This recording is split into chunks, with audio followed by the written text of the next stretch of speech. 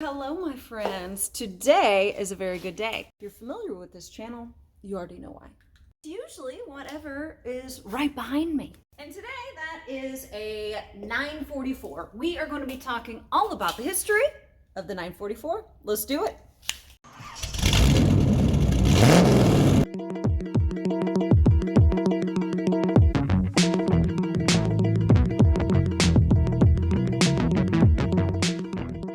Now, if you aren't familiar with this channel, what we do is a lot of classic car content. And if that is your cup of tea, well then go ahead and press the subscribe button. And also the like button.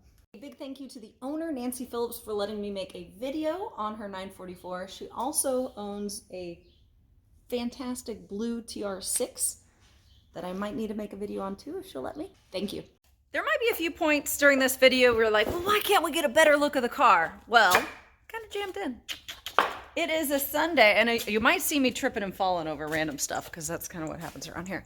It is a Sunday afternoon at our mechanic shop, Shook Enterprises, our family business that's been in business over 40 years, and it's kind of packed. This is very normal, all right? So I don't feel like playing a game of Tetris today because we're gonna go have a beer with my sister after this, and it would take a while. It does take a while to move all the cars in and out, and nobody's actually working today, so it's pointless.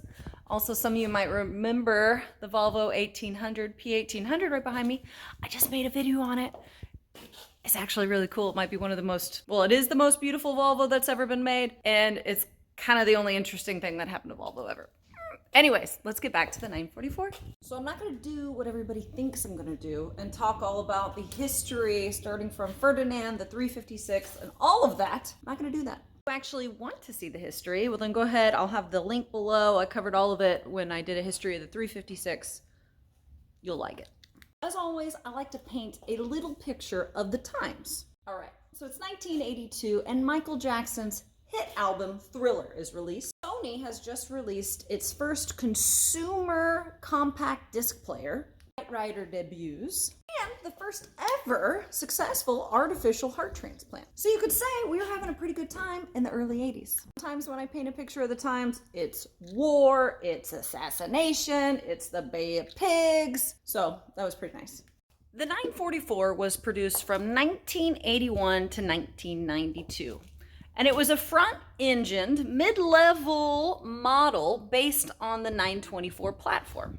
I do need to mention that when the 924 did hit the scene, it was initially met with a lot of contention from diehards. One of the biggest issues is that it had an Audi engine in it, not a Porsche. And also at this point, I need to say, yeah, I pronounce it Porsche, not Porsche. Sue me, I've been doing it since I was a kid. I just needed to get that out of the way for all the keyboard warriors. And not yet moving on from the 924. The 924 was considered one of the poor man's Porsches, all right, along with the 914, the 912, and the 912E, which, there's my baby right up there. You see, and Porsche was trying to move kind of away from that with the 944. The 944 was lower, fatter, and it had more of a temperament of a sports car. Temperament was improved with wider tires, a firmer chassis, and sharper steering. I did say front engine, right? And this is after, the 944 is after all the diehards already flipped their wigs with the 928 coming out in 1978 and then the 924 coming out in 1976. Because front engine and water-cooled was kind of out of the normal recipe for Porsche. I'm not going to do what everybody thinks I'm going to do and talk all about the 928 because I could. But if you want to know more about the 928, which was without a doubt one of Porsche's most innovative and at the time underrated vehicles, link is below. Along with the 356 link, because I am kind of still very sentimental about that speedster. You should watch it. Now, the 944 was supposed to replace the 924, but it actually didn't do that, all right? Porsche ended up producing both the 924 and the 944 for like 2 or 3 years overlapping. And now that being said, a lot of the innovation and changes that happened to the 944 were a direct result of the 924 GTP. So the engine at the release in 1982 of the 944 was a 2.5 liter inline 4, all right? which essentially was the 928's V8 cut in half. So inherently, when you have a large inline four, you can come across some uneven running issues. Porsche set about trying to figure out how to fix this issue, right? But then they realized that Mitsubishi had already figured out and done the problem, and they were like, you know what, let's not reinvent the wheel. So what they did was they contacted Mitsubishi, asked for a license on the design, and I feel like the number was that they paid $100 per car to Mitsubishi. I thought that was interesting. The 944 has a near perfect weight distribution. You have 50.7 at the front and 49.3 at the back. Okay, now enough of my yada yada. Let's try and get a pretty good view of this car.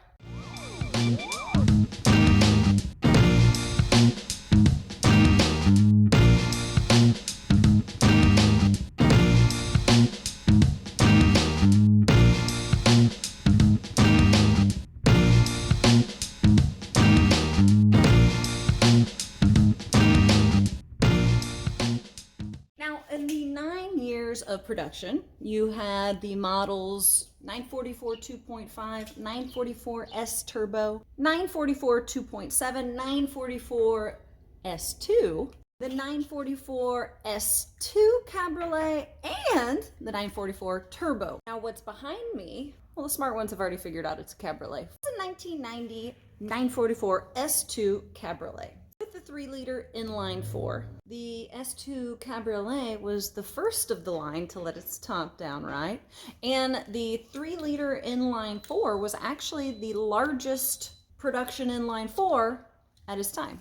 This 944S Cabriolet is pretty rare. They only produced them from 1989 to 1991. Let's talk about a few of the accolades that the 944 received. 944 was on Car and Driver's 10 Best list from 83 to 85, and the Turbo was on there for 1986. And in 1984, Car and Driver listed the 944 as best handling production car in America. Let's talk a little bit about the 944's racing successes. This factory racing team and a few of the private teams did very well at the Le Mans, and then they decided to go ahead and carry that on to the SCCA. The Carlson Racing 944 went on to win the Escort Endurance Championship. David Finch snagged the 88 and 89 to SCCA GT2 championships in his 944S. And now, this was kind of an interesting fact that I feel like I should have checked on more. So I could be wrong. Let me know if I am wrong on this. I read that the 944 was Porsche's most successful production car, producing 163,000 till the Boxster appeared and the 997 Carrera. Now, Porsche would eventually decide to turn the 944 into the 968, and frankly, buyers weren't that crazy about the idea. With the 968, not much had changed except for the nameplate, a little bit of a larger bodywork, and the fact that they added the 928 pop-up headlights to it. People just wanted a little bit more. So you couple the lack of enthusiasm for the 968 plus the waning sports car market at the time, and the 968 was only produced for 2 years. 92 to 95. And so that was the end of the 968 in 1995. All right, guys. So what did you think of the 944? What do you think about the history of the 944? What do you think about what they did by switching it to the 968 without making much of a change? What did you think about the 924? What is your favorite poor man's Porsche of the 914, the 924, and the 912E and the 912E? 912 and the 912E. This is a friendly reminder that if you like classic car videos and car history, then go ahead and press the like button and hit the subscribe button. All right, my friends. Well, I hope you enjoyed this video on the 944 and a little bit of history as much as I enjoyed making it. And if you see anything in the background that we should make a video, I did just make a really cool video on the P1800. I already told you. And I have made a history of the Corvette video. I feel like there's a lot of these that I have. I need to do the Chevelle. Oh my god, it's so easy to digress around here. I have done an XKE. Chef's kiss, most beautiful car ever made. Along with the XK120. But anyways, if you see any of these cars that you think I should make a history video or just a video about it, well, let me know, make a little comment. Until then, bye! it's time for me to go have a beer because it's Sunday fun day.